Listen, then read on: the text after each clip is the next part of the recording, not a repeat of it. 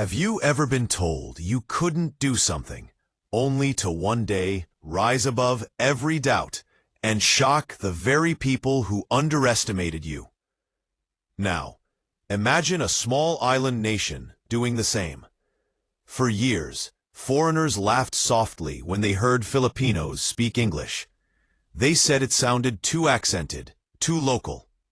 Some whispered that Filipinos might know the words, but would never sound like real native speakers. Teachers from America, journalists from Britain, business leaders from Europe, many carried this quiet bias. They thought English belonged to them, that anyone else could only borrow it, like a coat that never quite fits.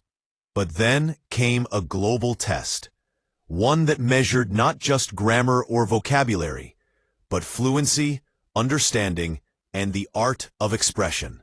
It was meant to show who truly mastered the English language. No one expected what happened next. When the results were announced, the world blinked in disbelief. At the very top, above Americans, above the British, above Canadians and Australians, stood the Philippines. The very people once told they'd never sound native had not only matched the best, but surpassed them. Imagine that moment. Headlines spreading online, international media quietly rewriting their scripts, students and professionals around the world asking, how did this happen? But this wasn't just about a score or ranking. It was a story about identity, pride, and the quiet strength of a people who refused to be silenced. Meet Maria, 62, a retired teacher from Cebu. For decades, she stood in front of chalkboards, teaching children their ABCs, correcting grammar, helping them find confidence in their words. She was never famous. She never chased glory. But every day, she reminded her students of one truth. Language is not about sounding foreign. It's about being understood. When the news came that the Philippines ranked #1 in English, Maria sat in her small living room, her old radio humming in the background. Her granddaughter ran in, waving a phone. "Lola, we're #1. The Philippines is #1 in English." Maria just smiled, not in disbelief, but in quiet joy. She had always known this day would come. Because to her, English was never foreign. It had long been part of the Filipino story, woven into songs, prayers, jokes, movies, and even dreams. Filipinos speak it not to impress, but to connect. With nurses comforting patients in London, with call center agents helping customers from New York, with families calling home from Dubai. It was never about perfection. It was about presence. But behind this pride was pain, too. Maria remembered her students' fears. "Ma'am," one boy once asked, "will they laugh at me when I speak English?" She looked him in the eyes and said, "They will laugh only if you let them. Speak with honesty, and they will listen." Years later, the exam results felt like a quiet vindication. Not a loud victory, but a calm, steady rise built on years of patience, humility, and belief. It was as if an entire nation of teachers, call center agents, writers, and singers had spoken together in unison and said, "We belong here. This language is also ours." To understand why, you have to walk the streets of Manila, where jeepney drivers switch effortlessly between Tagalog and English. You have to visit kitchens in Saudi Arabia, where overseas workers comfort one another in broken but beautiful phrases. You have to sit in classrooms where children recite poetry in a tongue that once felt foreign, but now feels like home. Because this story isn't about one test. It's about generations, from Maria's chalkboard to today's global stage. From laughter that once mocked, to applause that now respects. And maybe it asks you too, who really owns a language? Can something once borrowed become something truly yours? Because sometimes the most powerful voices aren't the loudest. They're the ones that refuse to be silenced. And the Filipino voice, once doubted, has now spoken so clearly that the whole world had to listen. It's perfectly captured. But Maria's story is not the only one. Across the Philippines, countless others carry that same voice, shaped by struggle, guided by faith, and strengthened by community. Take Daniel, a young man working the night shift at a call center in Makati. His job was to sound American, so customers from Texas or New York would never realize he was halfway across the world. He practiced for weeks, repeating lines like, "How can I help you today?" until every word flowed naturally. But sometimes, when the calls ended, Daniel would sit in silence and wonder, was he losing himself in the process? He remembered classmates teasing him for his Filipino accent. He remembered the sting of mispronouncing a word in front of a foreign client. And then one night, a customer said, "You sound so clear, so patient. Thank you for helping me." In that moment, Daniel realized it wasn't about sounding American or British. It was about being human. And Filipinos, with their warmth, patience, and empathy, carried a humanity that no accent could ever erase. The same truth echoed across oceans. Anita, a nurse in London, once worried endlessly about whether her English was good enough. Would her patients understand her? Would her coworkers respect her? But one elderly man held her hand and said softly, "Your voice is calming. I feel safe with you." To see the full picture, you have to look back through history. It was about connection, and Filipinos had mastered that long before any exam could measure it. To see the full picture, you have to look back through history. The Philippines has always lived at the crossroads of languages. Tagalog, Cebuano, Ilocano, Hiligaynon, Waray. Each one carries its own rhythm, emotion, and soul. When English arrived, it did not erase these voices. Filipinos shaped it, softened it, and gave it a melody all their own. Listen closely, and you'll hear it.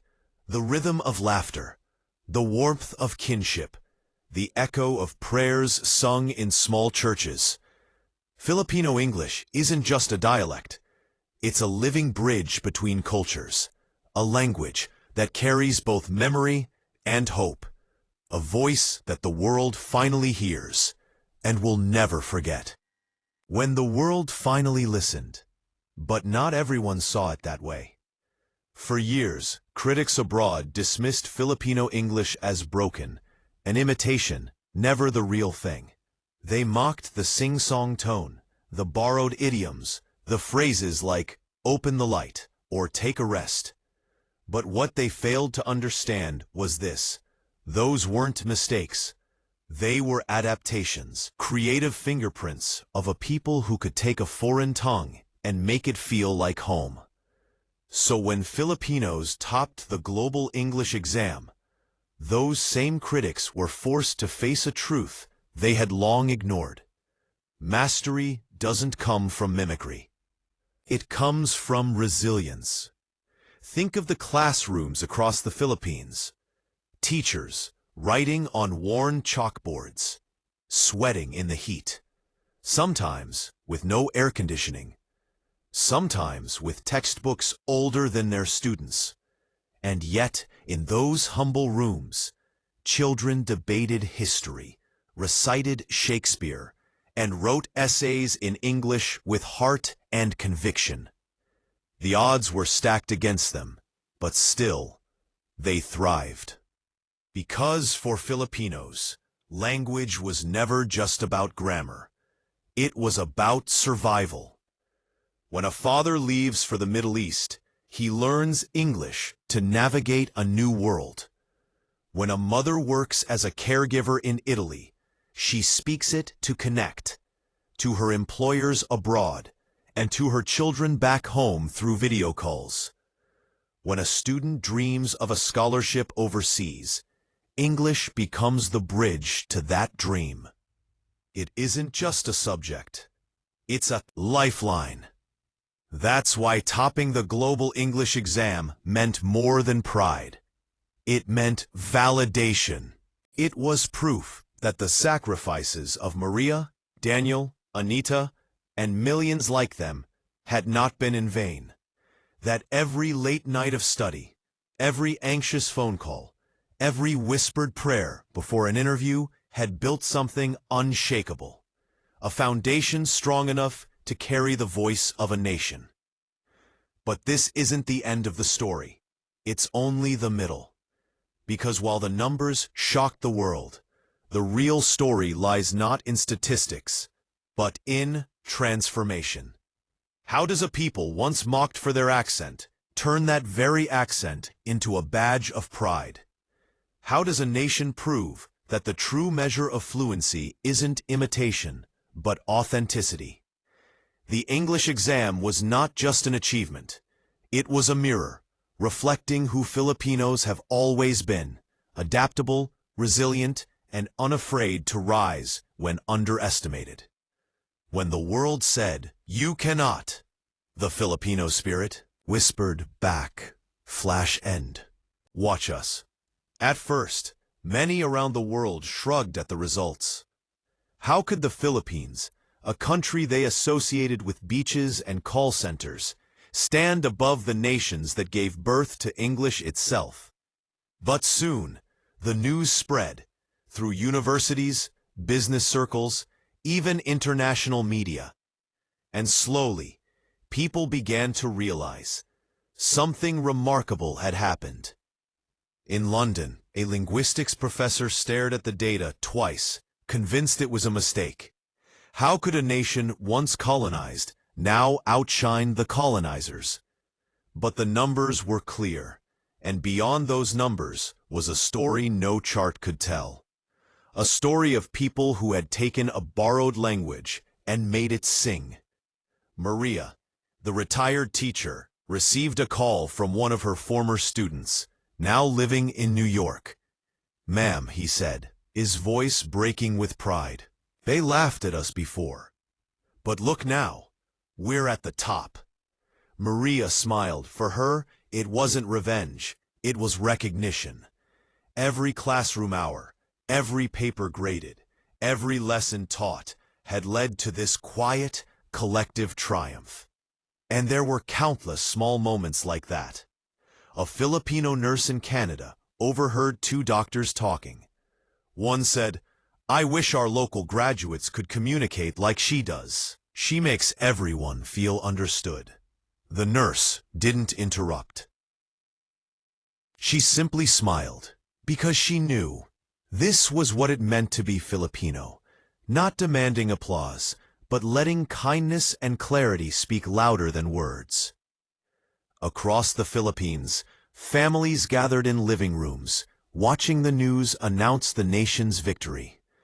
Fathers who once worried about their children's future whispered prayers of thanks. Mothers, working overseas, cried softly, realizing their sacrifices had lifted not just their families, but their country. Yet beneath that pride was irony. For so long, English had been both a tool and a wound, a reminder of colonization, yet a bridge to opportunity. So when the Philippines topped the exam, it wasn't just a win, it was a reclamation. A declaration that they had taken something once imposed and transformed it into their own instrument of power. And that power was finally being noticed. Global corporations began praising Filipino employees, not just for fluency, but for empathy. One American CEO even said, "We thought we were hiring for communication skills. What we got were people who listen, who care, who connect. That shift changed everything. The Filipino voice, once overlooked, was now shaping global conversations. From boardrooms in Singapore to classrooms in Australia, Filipinos were no longer silent participants. They were leaders, storytellers, teachers, healers. Their English was not borrowed. It was theirs. And yet, even in triumph, there was humility. Daniel, the call center worker, still walked home under the city lights of Makati. But now, when he repeated his lines, "How can I help you today?" he didn't feel like an actor mimicking someone else. He felt like a man, carrying the voice of a nation. He realized his accent was not a flaw. It was a fingerprint. Unique, irreplaceable, unmistakably Filipino. That was the turning point, the moment the laughter stopped. Not because the world had fallen silent in mockery, but because it had paused in respect. The silence of realization. The silence that comes when the underestimated finally stand tall and say, "We are here." And this is the silence the world will remember. Because it's in silence that transformation begins. But the journey isn't over. Topping an exam is not the ending, it's the beginning of a new chapter. Now, Filipinos must decide, will this be just a headline or a legacy? To find that answer, you have to look deeper. Into the storms survived, the songs sung in churches, the quiet strength of families separated by oceans, yet bound by love. Because it's in those unseen corners that the true meaning of this victory lives. And as the world begins to listen, the question now is, what will the Filipino voice say next? There comes a moment in every story when the underdog is no longer underestimated, but finally respected. For Filipinos, that moment didn't arrive with an announcement on a website. It arrived when the world paused, listened, and realized. And somewhere in Cebu, Maria sat on her porch, rosary in hand, smiling softly, because she knew this was not the end. It was only the beginning. She remembered the days when people mocked her students for the way they spoke, the melody in their English, the softness in their tone, the rhythm that didn't sound standard. Back then it hurt to hear the laughter, the side comments, the constant reminder that their English was somehow less. But as Maria grew older, she began to see what others had missed. That melody, that gentle rise and fall, wasn't a weakness. It was music. It carried history, heart, and hope. It was the sound of two worlds blending, heritage and progress, tradition and change. So when the results came out, when the Philippines topped the international English exams, she whispered a quiet prayer. Not for the medals or the headlines, but for the dignity it restored to every voice once laughed at. Across the ocean, in London, Nurse Anita had her own awakening. One day a colleague told her, half-jokingly, "You know, your English sounds different." Before that made her shrink a little, smile politely, then replay the comment all night. But this time, Anita just smiled and said, "It sounds Filipino." And in that small moment, something powerful shifted. Because different didn't mean wrong. Different meant distinct. Different meant beautiful. Then there was Daniel. He worked in a call center, where every word mattered, where tone and timing could change a conversation. One night, after handling a difficult customer, his supervisor called him in. "All things, Daniel, I don't know how you do it," she said. "People don't just understand you, They trust you. They feel safe when you talk. As he walked home under the glow of the neon signs, Daniel felt something rise inside him. For years, he'd tried to sound like someone else. Now he realized he didn't need to. He wasn't imitating. He was innovating.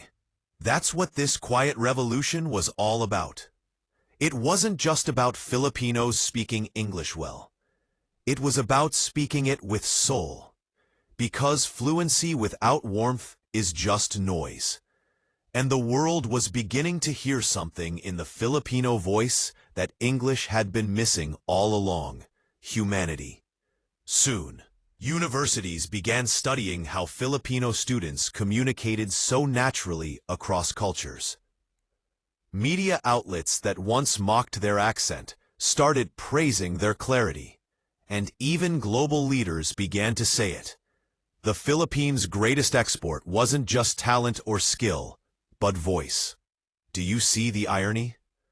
The same accent people once laughed at, that sing-song tone, those borrowed phrases, was now being celebrated as a new kind of English. Not British, not American, not Australian, but Filipino.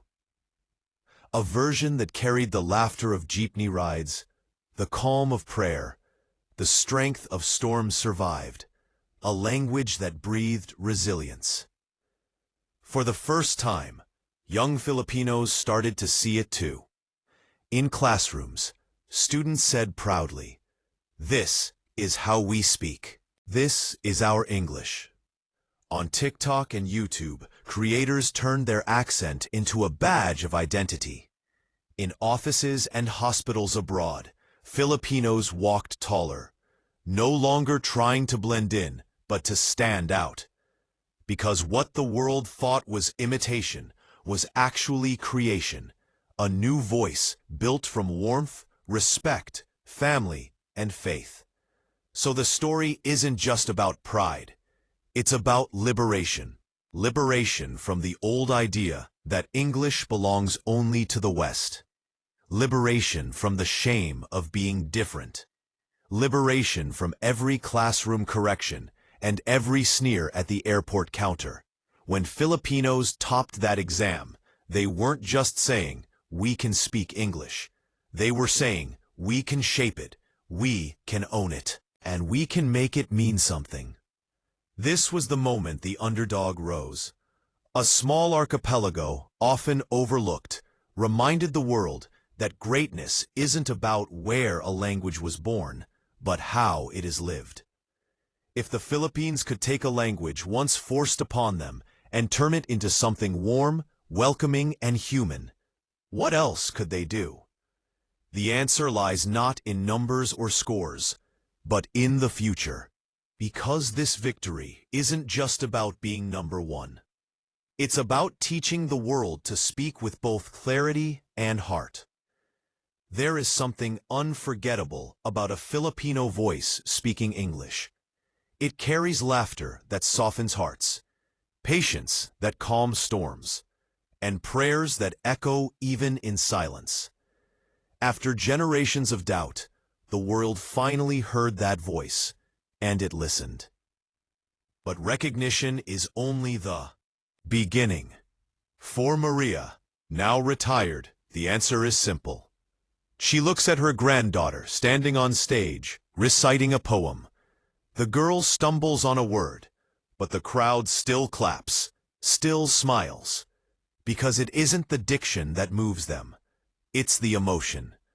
And Maria realizes, when a nation of millions speaks with dignity and humility, it isn't the borrowed language that defines them. It's the pride with which they speak it.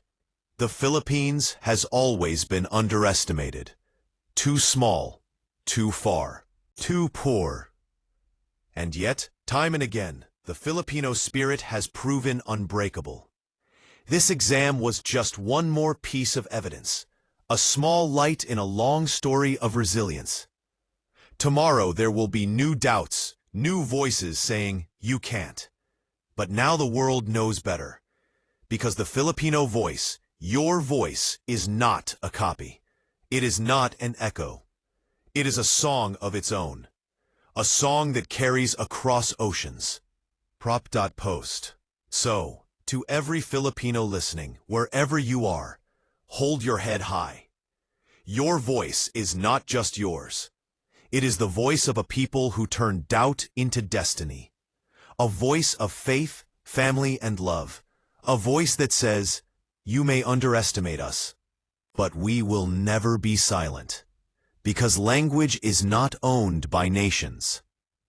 It is owned by those who use it to connect, to comfort, to heal. By that measure, the Philippines isn't just number one in English. It's number one in heart.